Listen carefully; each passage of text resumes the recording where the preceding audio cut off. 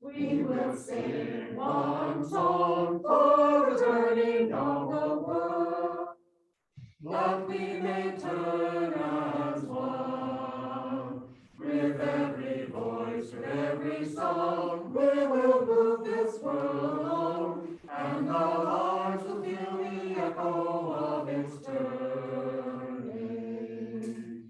With every voice, with every song, we will move this world along. With every voice, with every song, we will move this world along, and the world will feel the echo of its turning. We will sing one song for the turning of the world, that we may turn as one. With every voice, with every song, we will move this world along, and our hearts will feel the echo of its turning. With every voice, with every song, we will move this world along. With every voice, with every song, we will move this world along, and the world will feel the echo of its turning.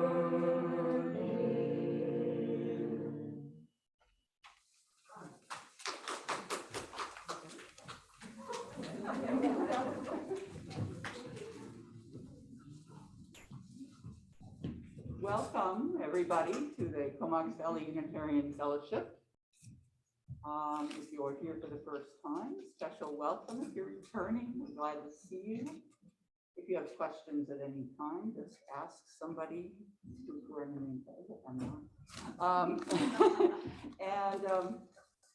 Let's see, we have special program today. Who am I? I'm Barbara Hume. I'm Barbara Hume, and on the worship committee for the fellowship. So, our welcoming slides. Okay.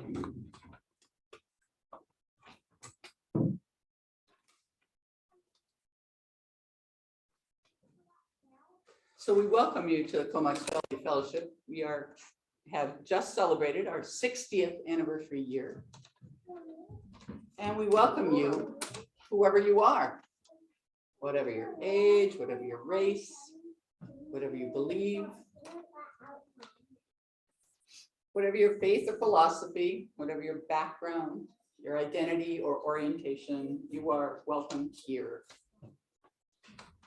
For thousands of years, indigenous people occupied this shoreline and referred to it as the land of plenty. And we acknowledge that we meet here on the traditional territory of the Pentlatch, the Ayiksson, and the Comox First Nations.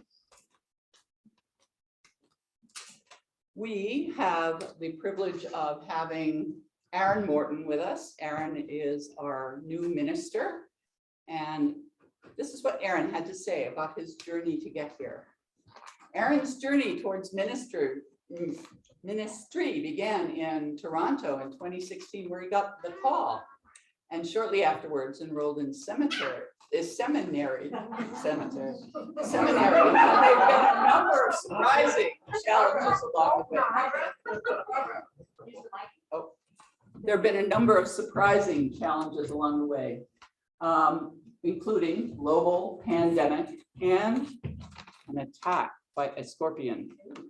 But overall, he says the path has been one of deepening spiritual growth, fantastic mentors and colleagues, and learning in unexpected places. He's a delight, and he is delighted to begin the next chapter of his journey here with us as our new minister.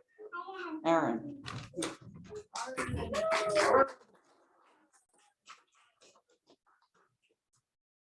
Hello, everybody. I'm going to start with the chalice lighting, I believe, right? Yes. Yeah. So, Satya, would you mind lighting the chalice while I say the words? Would you be okay to do that? So why we're here? We are here in this place with these people. May we listen so we hear. May we hear so we can feel. May we feel so we can know. And may we know so we can change ourselves and this world. May we light, may this chalice we light our way.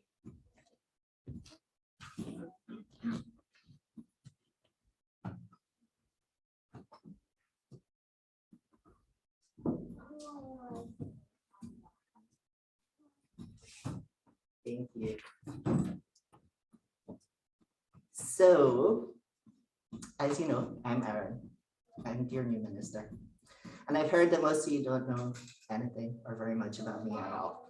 So I'm going to take a few minutes to tell you a few things. But if I don't answer all your questions, don't worry, we're going to gather at those cozy seats at the back after the service and you can grill me on anything you need to know. The first thing you should know about me is that I'm Scottish. And if you don't already know, the national animal of Scotland is the unicorn. And the national flower of Scotland is the thistle. I like to think this is representative of me being a practical idealist that can see the beauty in unexpected places. Other people have different interpretations, so you can make up your own mind as we get to know each other.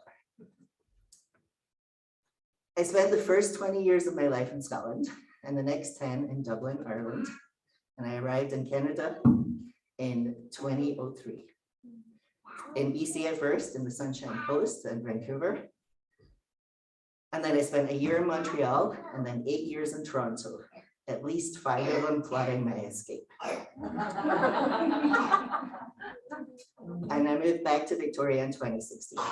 While some folks in this part of the world question my going east, it was important because I met my partner in Montreal and I found my call to Unitarian Universalism in Toronto. But now I'm happy to be back here by the ocean.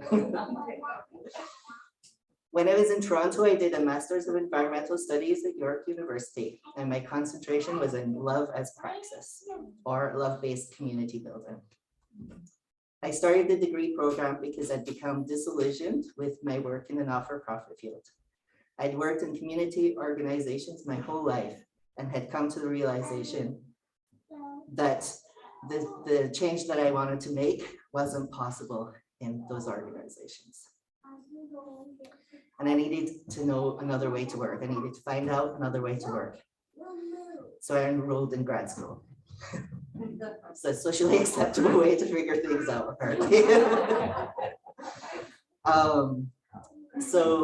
And this degree became my playground. I did lots of experimentation.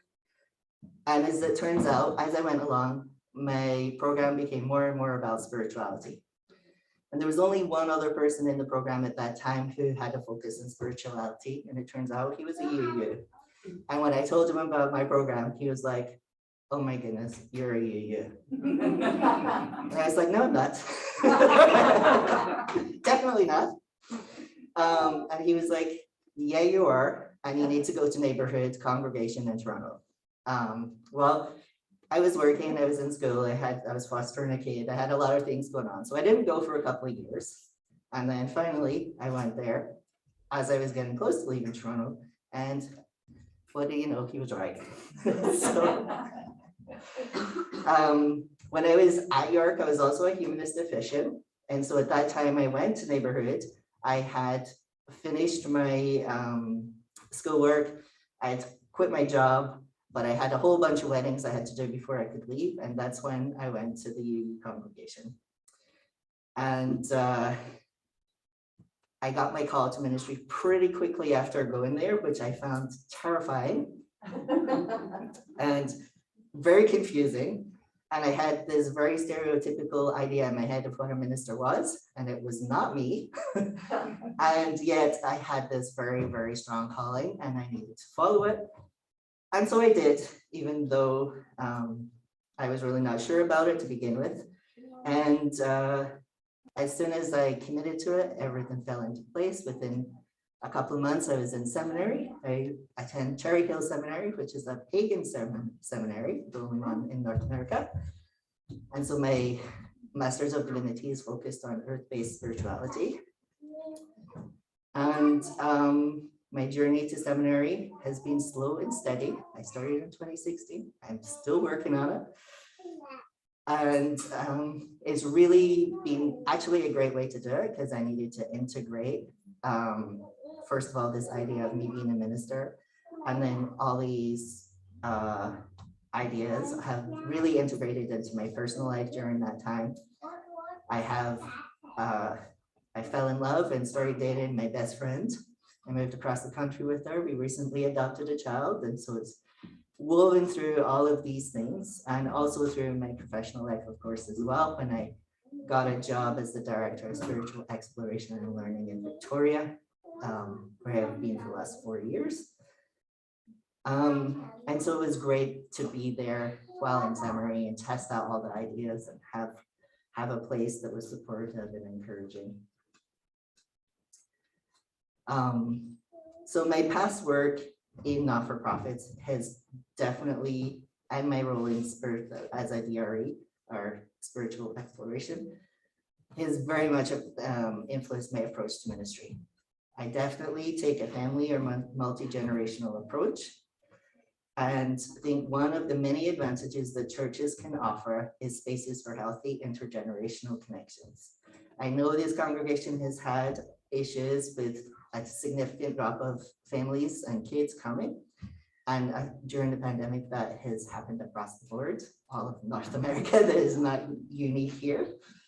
But I really look forward to working with Caroline and the congregation to figure out ways to re-engage families and kids as we start to move out of the pandemic.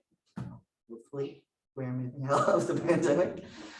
And I've heard a lot about your commitment to environmental justice, and look forward to learning about that and some of the issues of concern in this community. And I'm really glad to be here today with Watershed, being here to learn more there.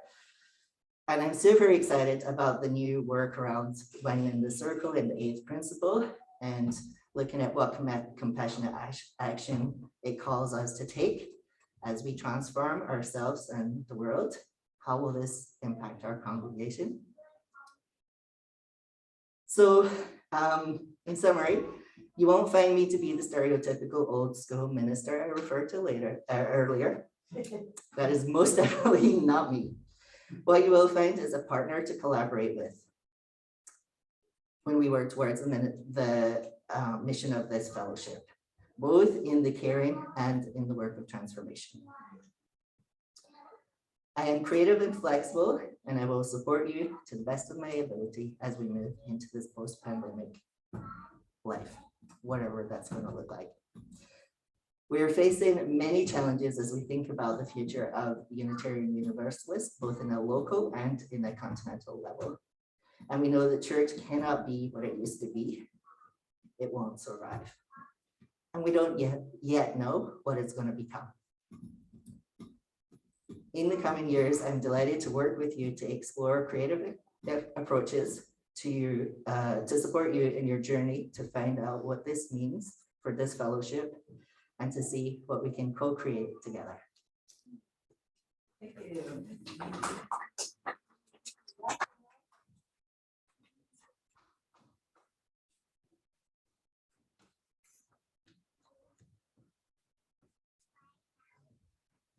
Thank you, Aaron. Because we have a guest speaker today, we're going to do the joys and concerns with just one stone. Normally, we ask people to think of the joys and concerns in their heart. We put a stone in for each. But to shorten that time, we're just going to put one in. I ask you to think, take some time, a couple of deep breaths, and think about those joys and concerns that are in your heart and in your mind now. We'll put one stone in and know that you are not alone in joys and concerns.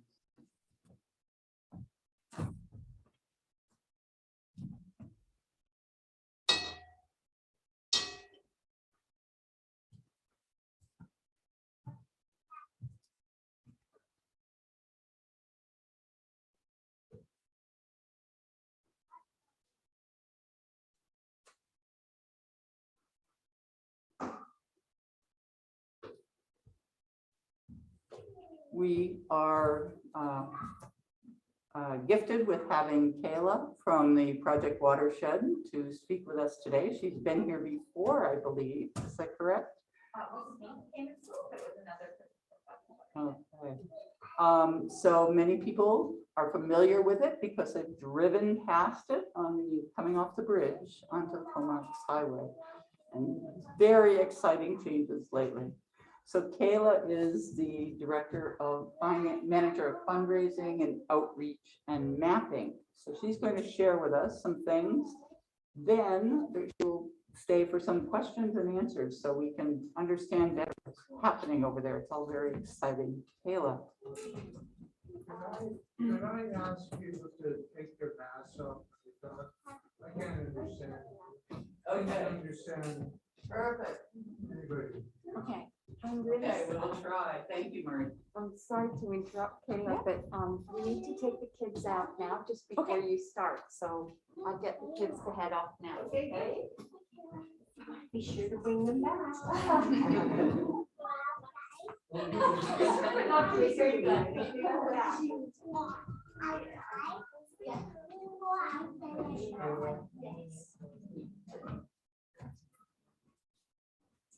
Okay.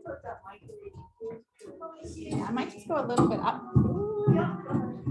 like this so I can see what my slides are doing.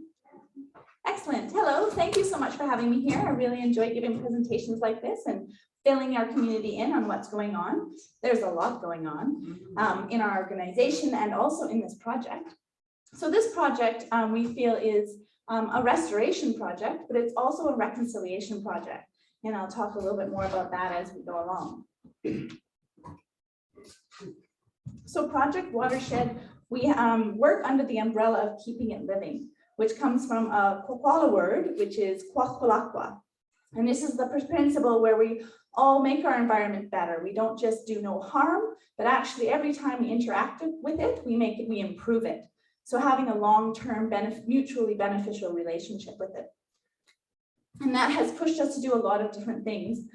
Back in about 2009, we started looking really at our estuary. And this is an estuary here. It's our estuary. It's one of the largest estuaries on the coast. Estuaries are extremely important habitats.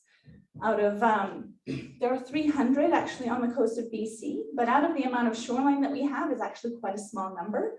And over 80% of the marine creatures on the north coast, on the coast here, utilize estuaries. So there's not very many of them, but they're super important places for plants and animals.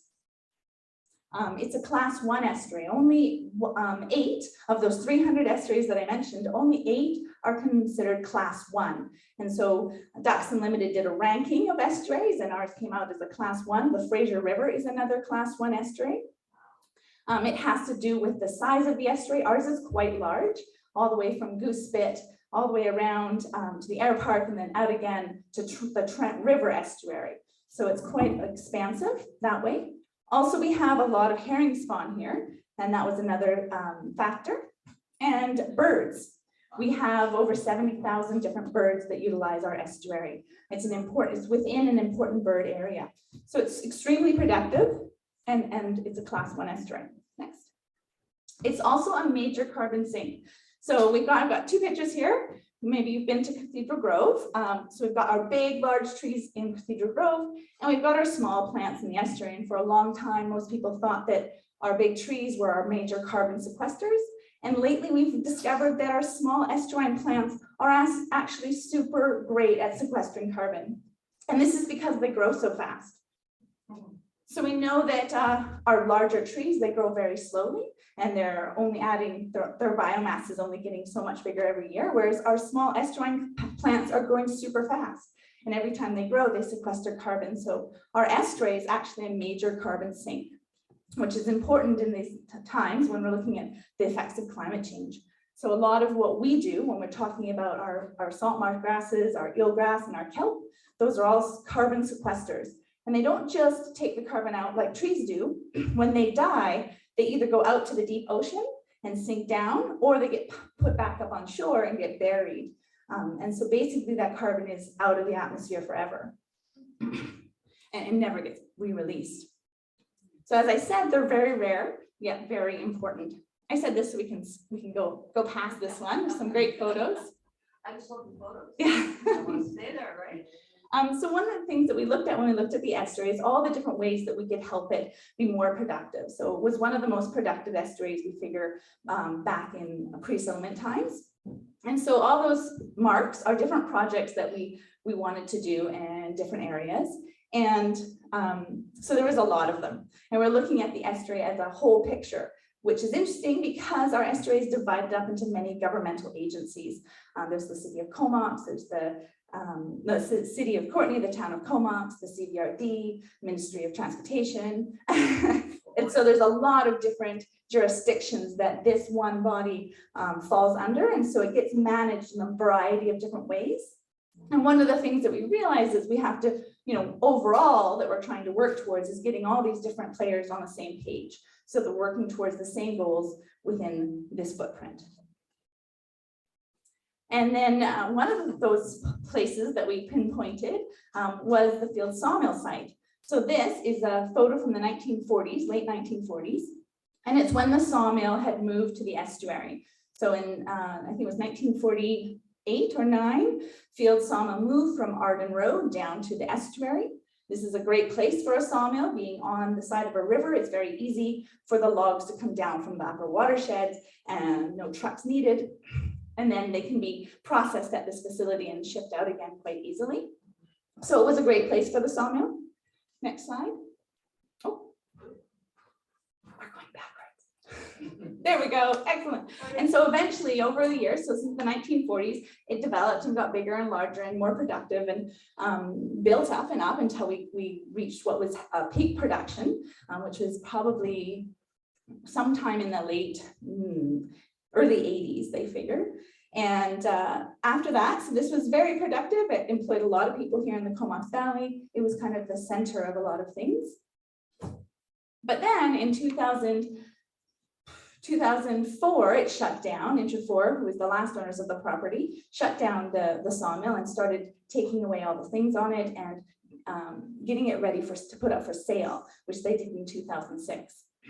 No, we're good, we're good. So this is what it has looked like since 2006, which is quite a long time. And there are a couple different ideas about what we could do at this site. There were some developers who wanted to put condominiums there and other such things. And from an environmental perspective, we know that an estuary is super rare and super important. And this being a part of that ecosystem is also an important place. It's a tidally influenced area. And it's super important for salmon specifically, other creatures as well, but the salmon that go up to the puntledge or the browns, they both need to pass by this location twice when they're going out as juveniles and then back up again as adults, right? And it became known as the killing wall because seals, who are quite smart, realized that what they could do is they could herd the salmon, and so they'd take their baby seals and they place them right along the top of the water along the wall. And then the mother seals would dive under the water and they'd scare the salmon towards the wall. And the wall, if you can see, has these little divots in it. And when the salmon get close to those divots, they almost act as blinders. And so they would not want to turn so much, and they go straight up the wall, right into the mouths of the baby seals that are waiting at the top. So extremely effective for seals to predate on salmon, but not great for our salmon stocks. And as you might know, this is one of the main thoroughfares for our salmon to get up to the upper watersheds. So we saw this and we're like, this is not great habitat, and it could be amazing habitat. The group of trees that is down there, that's known as hollyhock flats. It has been preserved. They were going to down farther. Yeah, right down there, perfect. So that's the hollyhock flats area, it's the marshy, boggy area. And then there's the dike slough that comes in through that area. So that is extremely productive. In fact, when we were surveying salmon in different areas, we found that that had the highest amount of salmon fry. So we know it was super important habitat. And these off-channel habitats are really important. When salmon come down the river, they actually have to change, acclimate, so that they can function well in a saltwater environment, because they're going from a freshwater river or lake, and they need to change their bodies so that they can survive out in the ocean. And so places like estuaries are super important for those salmon. So they have time to slowly change and be able to work with the salt water. So we saw this, we thought, I think we could do something here. And we talked among each other and other environmental groups and people in the public, and people were very supportive to be doing something with this site. Turn the slide. And so we thought, what? We have a vision where this could become part of the estuary, and this could really help support salmon stocks. It could also help mitigate flooding. So the buildings on the other side experience a lot of flooding at different times. That wall pushes the floodwaters when there's lots of water coming down or maybe a high tide coming in. It pushes all that water to the other side and floods out those areas. So we thought, this would be good for us. It would be good for the ecosystem. Let's think about this. And at that time, we had someone come on our board, Tim Ennis, who had done this in Campbell River. So he had taken Bakey Slough, which had been a log sort, and just littered with years and years of bark and all that kind of stuff that comes off the logs. And it killed the habitat within the estuary up there.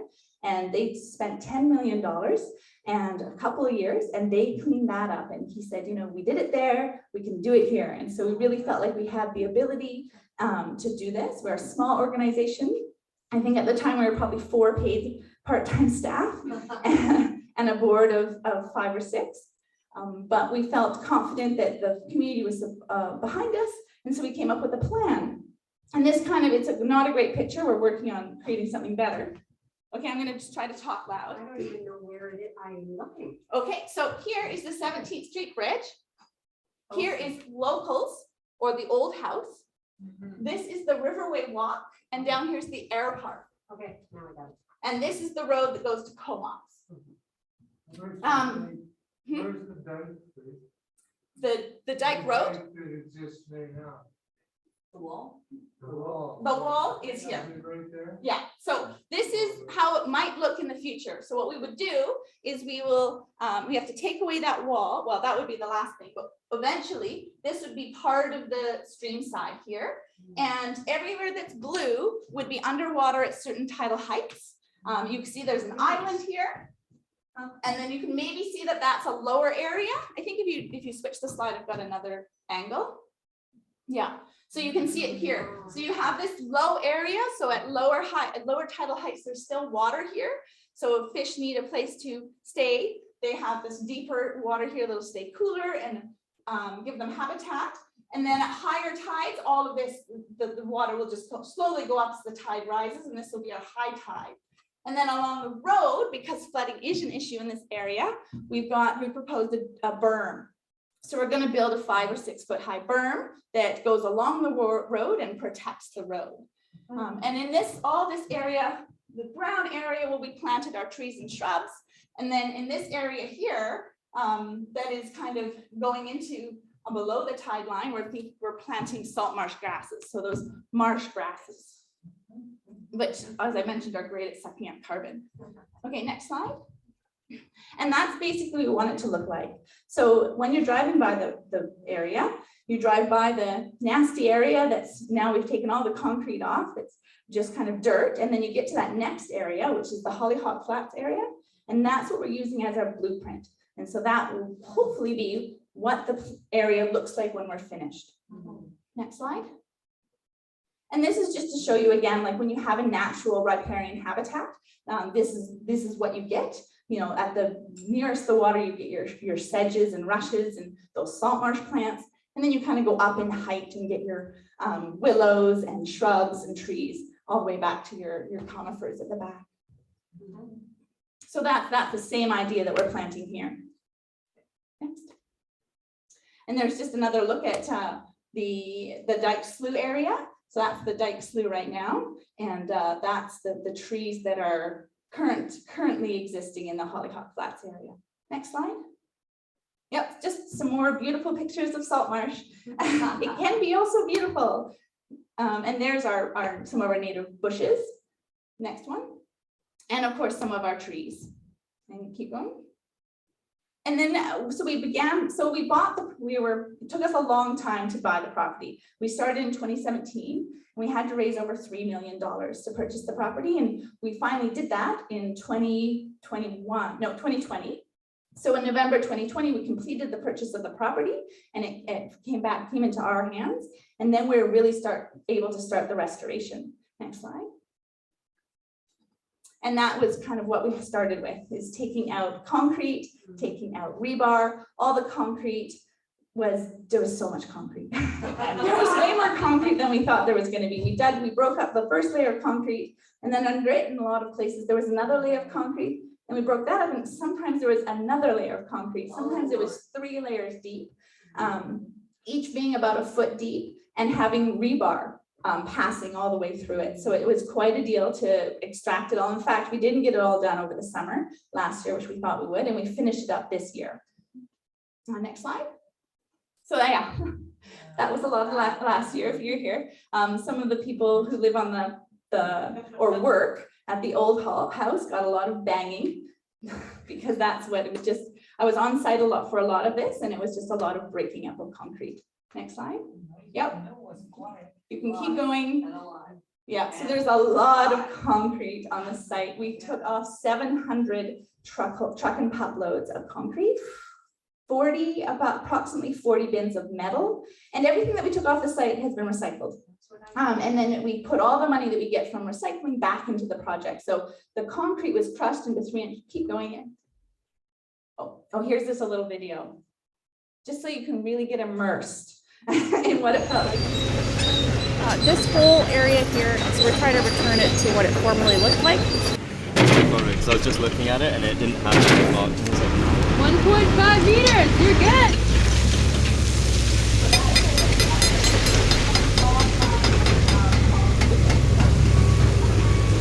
Our local community actually purchased it and took it away for us, and they used it for road base or to build buildings on. So that was excellent. All that money went back into the project. All the rebar got recycled. This whole area here, so we're trying to return it to what it formerly looked like. We don't have this on a loop. Okay, so it was a big deal. It was a lot of concrete. Because it was so dry last year, dust suppression was a big deal. We had a lot of that banging, you can imagine, created a lot of dust. And so we had to be using so we had to have a person on site watering the area so that we keep that dust down. And there's all the metal that left the site, or some of it. Next. Yep, more. This is the crushing into the 3 inch minus, so it can be trucked off site. And there's trucks, 100. We actually got all rid of it.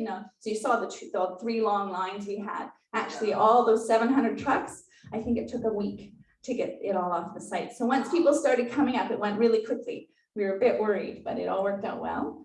And not just that, so we also had other things that came out of the ground, and we've been able to recycle them as well. So people like Cumberland Trail System, they have used a lot of the pipes to go as drainage under trails, especially for the biking. And then people, apparently those are used for decoration. So next thing. Another thing that we had to do, this project, as I mentioned, is a reconciliation as well as restoration. So when this project is complete, we're handing it over to the Comox First Nation in partnership with the city of Courtenay. So this area, it's named Kuskusum, and that is because there was a village basically where the air park is now, used to be the village called Kuskusum or Kuhusum. And they had on this side of the river tree burials in this area. And so those are when they had the pole up and then the platform and the dead on top. And so it was a really important area for the community. And so we've been working with the Comox First Nation the whole time we've been doing this. They're helping us fundraise for it. They come out and do the archaeological monitoring. Because of that influence, there might be things left on site that we might dig up, not at the surface so much, but as we get lower, we might find bones or middens or something. So we have to have them on site, and they're working with us to monitor that, as well as all the environmental things. So we've been working with them very closely. They will be the owners of the site when we're finished with the city of Courtenay. And the hope is over time, they'll gain the capacity to own it full out, and it will be a part of the Comox First Nation. So we feel as a reconciliation in action. And we've had tons of people supporting the project. We also do water quality monitoring. So even though we have that wall there could be times when the dirt gets over the top, something falls over and creates a mess in the river. And so we're continually monitoring that. And if there was, say, a spike, then we do whatever we can to mitigate that from happening. And again, and that was the person who came out every day. So every day they come and monitor above the site, at the site, and below the site, so we could pinpoint where the problem was, if there was a problem. We also had, so last year we took all that concrete off, and now we have an open site, and we got lots of rain. We're still getting lots of rain. So we needed to mitigate all that, any erosion that might happen on the site into the water. And so we put these silt fences up. And so the yellow one there, it floats. And when the tide goes up, or when there's high water levels, it will be up and it will allow water through, but stop the silt. And so it will remain on the site. And the other one, the black one on the other side, same idea, except for it's stationary. So so behind the wall, we found another wall. Actually, there's 3 walls. There's the steel wall, was a concrete wall, and then a wood wall. And you can imagine as they grew, first they built the rib wall, or some kind of like cribbing to keep the banks together. And then as they grew and needed more dirt in behind it, they built a concrete wall. It took us 5 days just to get this out. It was quite intense. The wall, as you can see, all the rebar and braided wire was tied to logs. So it's quite a deal to extract it. But we did get rid of that this year in February. So it's gone, and all that's left is that back wall, and we'll keep that wall because it's protecting the river. While we do all our restoration on the site, dig it up, make a mess, it keeps the river, any erosion going into the river, which would affect salmon and other fish and wildlife. And there's a picture of them trying to work at the wall. The back machine can't actually get wet. So we had pumps and we had to suck out water while we were working at this wall. Next. And there's a lot of the stuff that came out of the wall. A lot of the guys were saying that it's really unfortunate. Like, these are yellow cedar logs, and some of them are quite huge, but they're all waterlogged and they're full of dirt and rocks. But at the time they would have been, almost waste wood. And today we're like, oh, that's so beautiful. It's so large, all that timber. But it's, so people did, we still try, some people have been using this to, some of it was full of creosote and we had to deal with that, but other pieces people took to use for garden borders and stuff. So really trying to utilize everything that came off the site. And this year, so we got it all done, we got the top off, and now we're going to start more of the exciting part.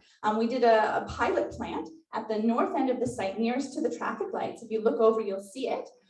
We put in 400 plants.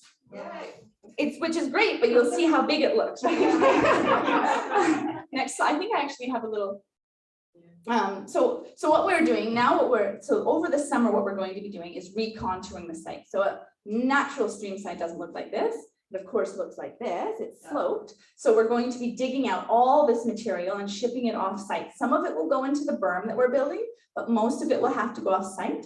We'll be testing every part, not every truckload, but every area to see if there's contamination. They did take it up to a certain level when they went to sell it, they had to. So we know there's not, and we've been testing along all the time. We know there's not a lot of contamination there, but just to be double sure, we're going to be testing every area. If there is contamination, it goes to Campbell River and they will deal with it there. If it's clean soil, then it'll go to probably Browns River. They have a soil area that we could put it at. But basically, we're going to recontour the site so that's that picture I showed you with the deep pool and the island and the salt marsh area. Next slide. And then when we're finally done all that, we're going to take out the wall. And so what we're going to have to do to take out the wall, because we won't want to put big machinery over our newly planted area, we'll take out the dirt. This fall, we'll be planting. If anyone's keen at planting, look at our website, September, October, we'll need tons of volunteers.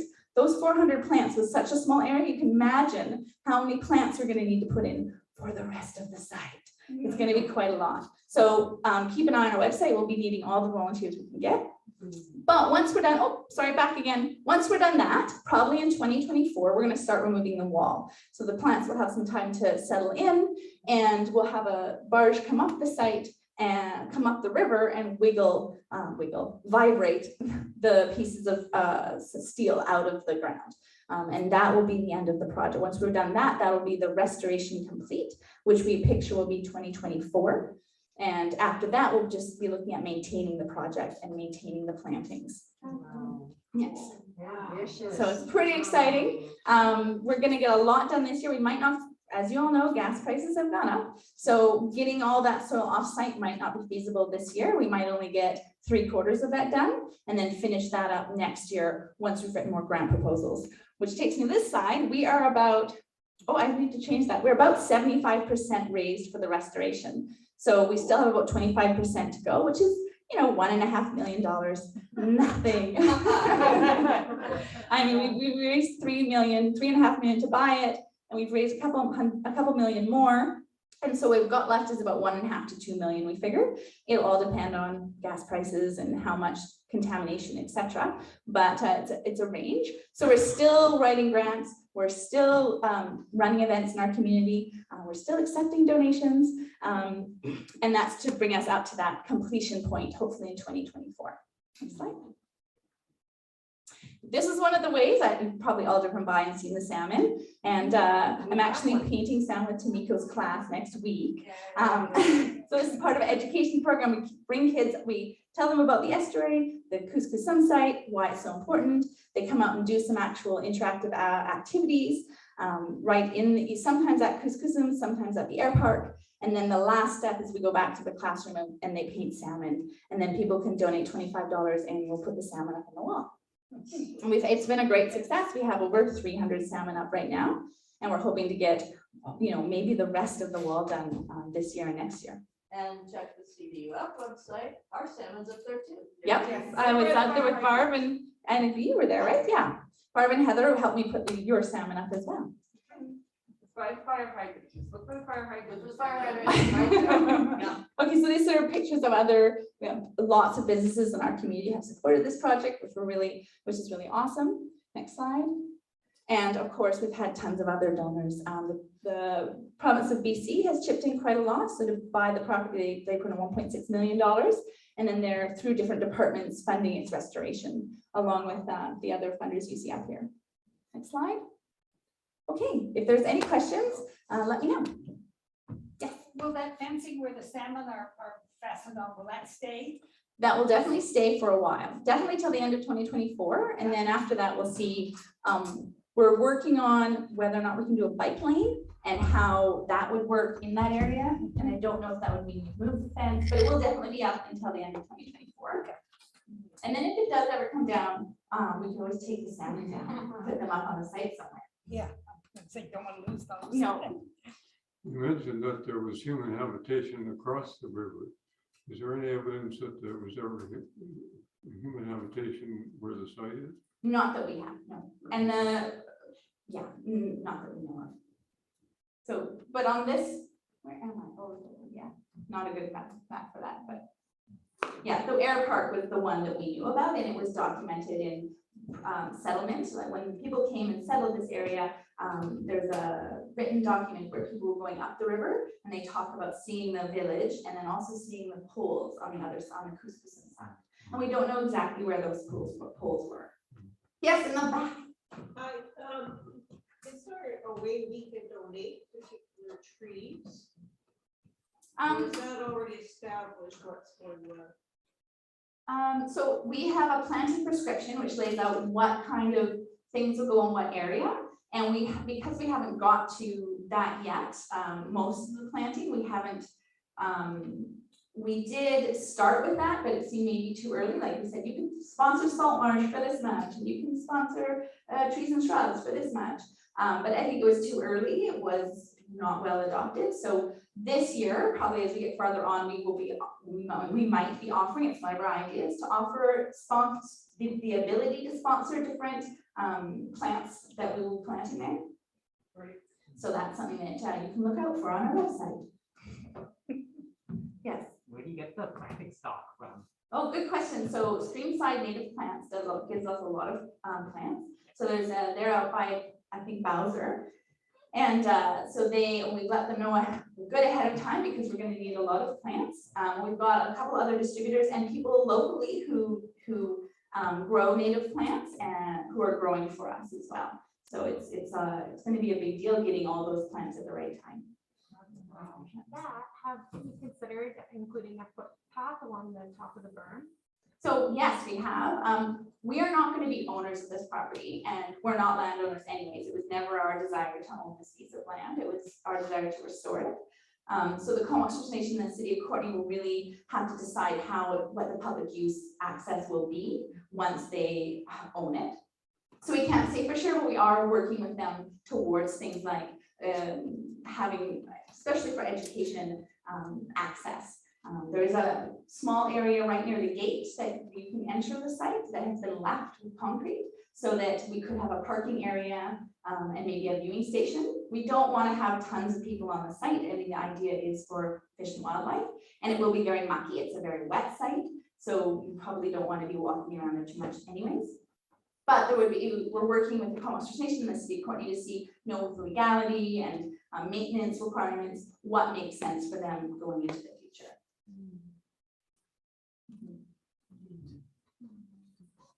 Yes. Is there a danger if there's major flooding that the ecology and the restoration would be set back?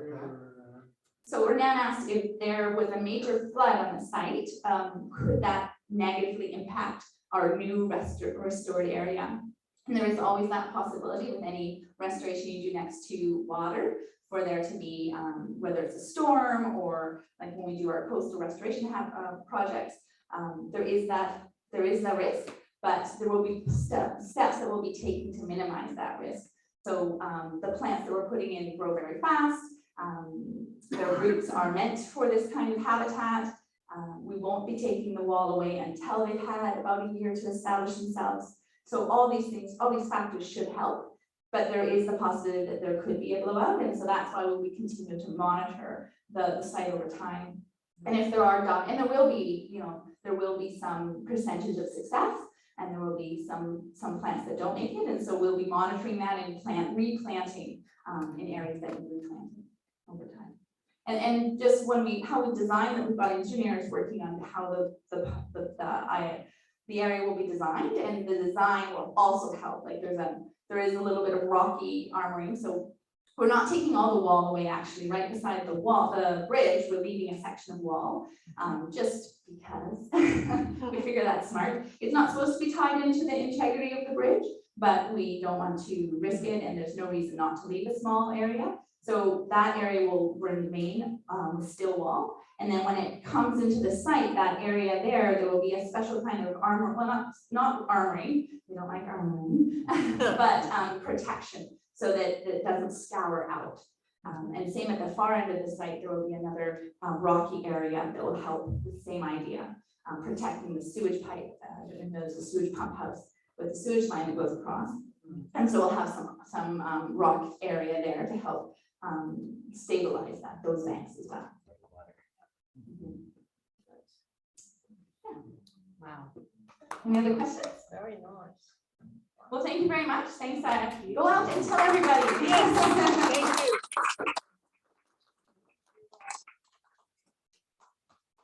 Thank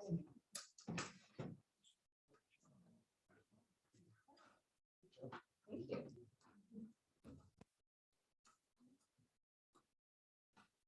I've been in health since 2009. Wow. So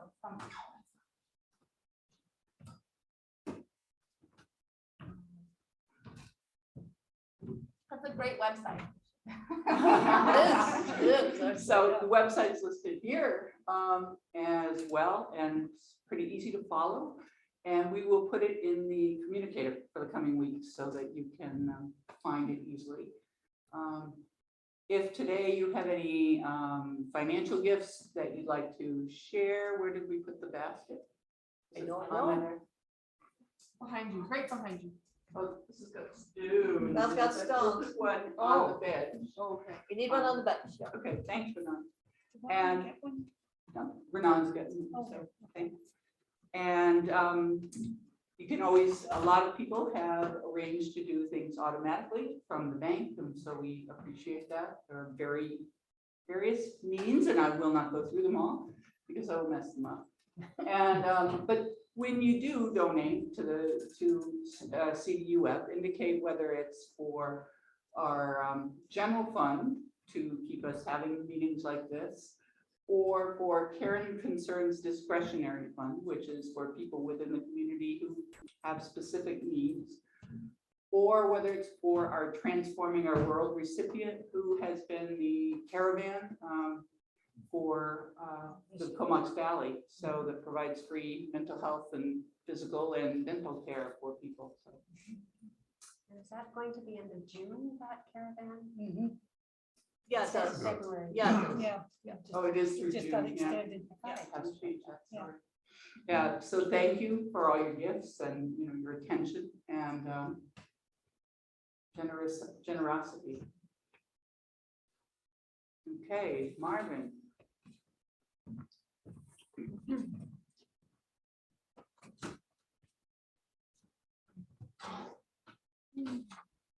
A reading for chalice extinguishing comes from the Reverend Teresa Soto, who I believe is a UU minister in Oakland. Mask off, please. Take the mask off. Mask off, please. Mask off. Thank you. Thanks. Caught in the hearing aid. Yeah. Can't do that without getting rid of the I hearing. know that Oh. scenario. Yeah. We've been through that a few And times. if you only yeah. have one arm, it's really hard to put it in again. Yes. And if you have an earring on, like- glasses. Yeah. Can I whine a little more? That one doesn't do anything anyway. Our hope is not indefinite. It does not come magically from inside each of us, nor does it exist for ourselves alone. Hope is a practice that we create. Just as mastering physical skills takes a lot of training and practice, mastering communal hope requires that we stay with it and do the actions that will bring about new states of being and new futures. If we use a phrase like, "We are in this together," it means that we choose each other over and over and over as sources and communities of hope. Maybe we'll repeat it often. Changing our reality often takes more than one try. We're in this together. Thank goodness.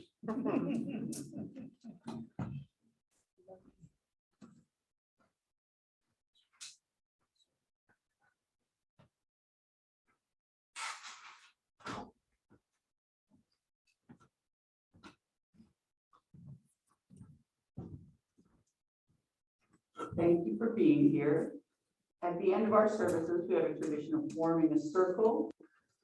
We used to hold hands before COVID, but you can just form a circle, connect spiritually with the person next to you, and then we will sing and sign during the flames.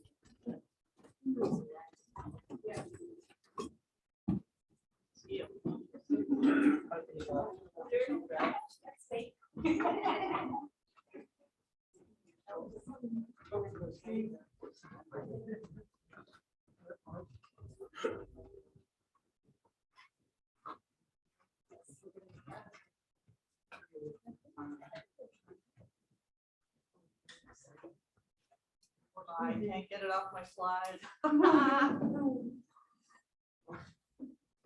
I can't get it off my slide. You have to wing it, people.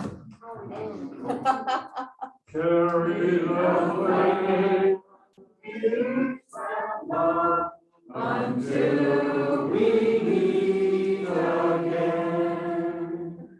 Carry the flame of peace and love until we meet again. Shall we do our last part that we usually do? We shall see the world of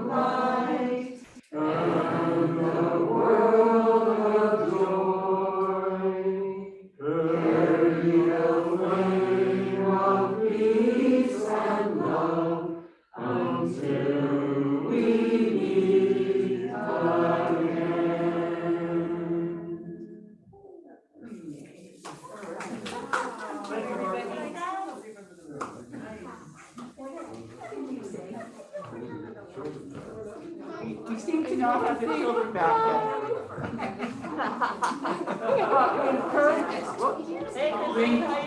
We encourage you to stay and talk with Arn in the comfy chairs in the back and bring some more chairs back and just have a chat, find out some more about Arn and he can find out more about us. Hi, Christy. Hi, Christy. Thank you. Hi, everybody. Dan. Our other one is Dan. Hi, everybody. Dan. Thanks, Dad. Dan by. Dan by there.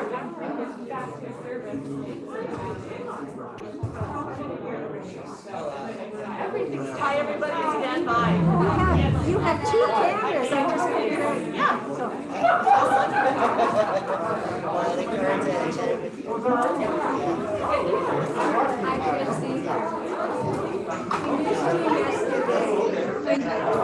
Sorry, I didn't come.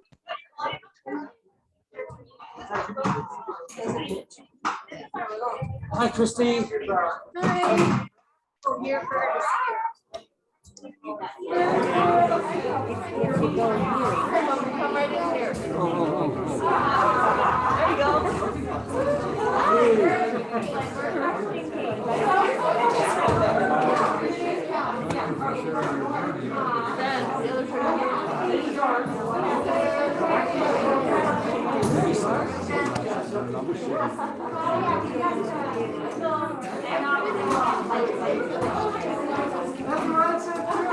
I don't know what I'm supposed to be speaking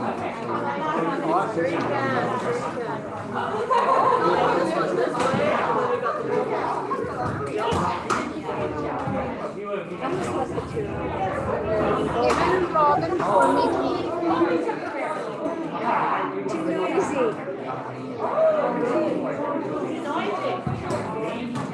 Hi, hi to Robin for Mickey. Say hi to Robin for me.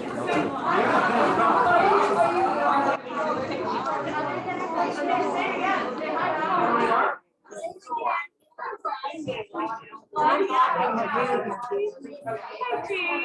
just recognize you with your long hair. I know, it always so long. You had to hear my voice? Yep. How did I get? Oh, I was sitting behind you too, so I didn't see your face. Yeah. I have to rush off today.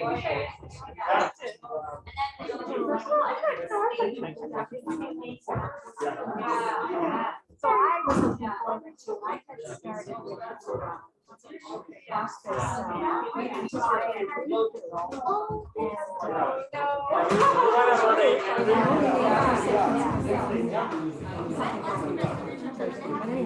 And then it just disappeared and we were told you were coming. Yes. But then you weren't there. I am there. Yes, that's why I started. But I'm talking on being the anticipatory grief. There's like a caregiver, I know there's a caregiver group. Yeah, I came for one session as well. So Ruth was retiring, and then I started being sorry. Pardon? She retired as a counselor? Yes, yeah, she retired last month. Yeah. Somebody gave it to you. Yeah, well,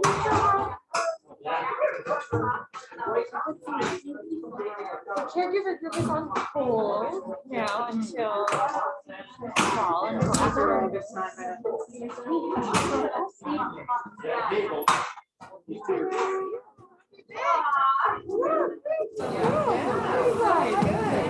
Yeah,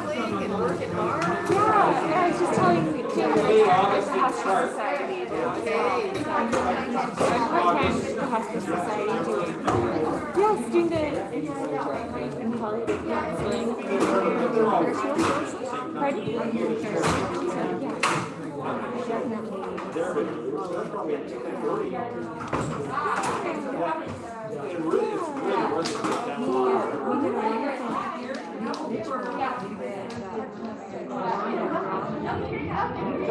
Christy was part of it, and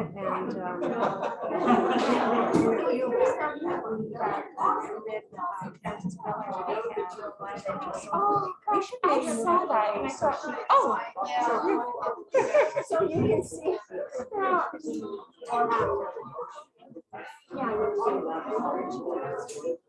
I saw that was I thought about this joining.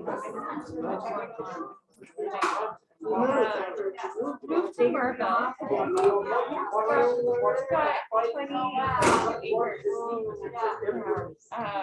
So moved to Margot.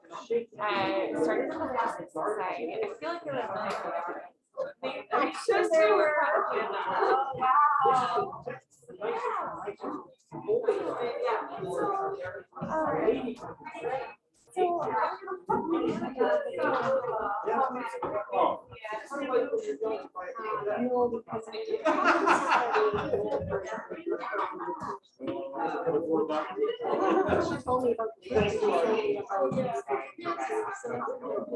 Well, I volunteered with the Little River Management Society. We were fixing up Little River. Nice cold water all year round. That's why. You can shut it down if you want, Heather. You can shut it down if you want to go. Okie doke. Good to have you here. Yeah, love you. Take care out there. See you soon.